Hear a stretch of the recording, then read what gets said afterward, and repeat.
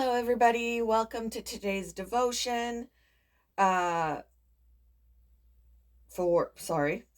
for May 17th.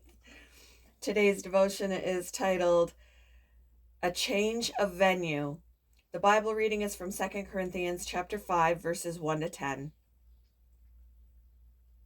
For we know that when this earthly tent we live in is taken down, that is, when we die and leave this earthly body, we will have a house in heaven, an eternal body made for us by God Himself and not by human hands. We grow weary in our present bodies, and we long to put on our heavenly bodies like new clothing. For we will put on heavenly bodies, we will not be spirits without bodies. While we live in these earthly bodies, we groan and sigh, but it's not that we want to die and get rid of these bodies that clothe us. Rather, we want to put on our new bodies so that these dying bodies will be swallowed up by life. God Himself has prepared us for this, and as a guarantee, He has given us His Holy Spirit. So we are always confident, even though we know that as long as we live in these bodies, we are not at home with the Lord. For we live by believing and not by seeing. Yes, we are fully confident, and we would rather be away from these earthly bodies, for then we will be at home with the Lord. So whether we are here in this body or away from this body, our goal is to please Him. For we must all stand before Christ to be judged. We will each receive whatever we deserve for the good or evil we have done in this earthly body.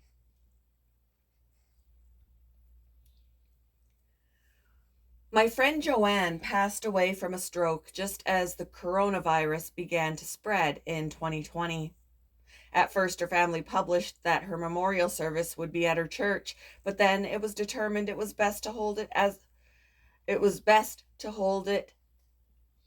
at a funeral home to control the size of the group attending. The new notice online read, Joanne Warner's changed venue. Yes, her venue had changed. She'd gone from the venue of earth to the venue of heaven. God changed her life years before, and she lovingly served Him for nearly 50 years. Even while she lay near death in the hospital, she asked about others she loved who were struggling. Now she's present with Him. She has changed venues.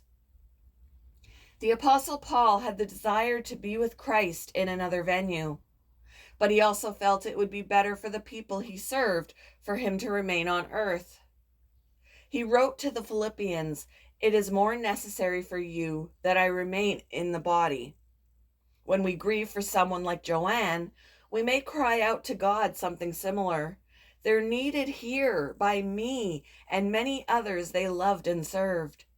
But God knows the best timing for their change of venue and our own. In the Spirit's strength, we now make it our goal to please God until we see Him face to face, which will be far better. In what ways are you revealing your love for God and others where you are right now? And how might you serve Him today? Thank you for joining me for today's devotion, and I hope you all have a wonderful day.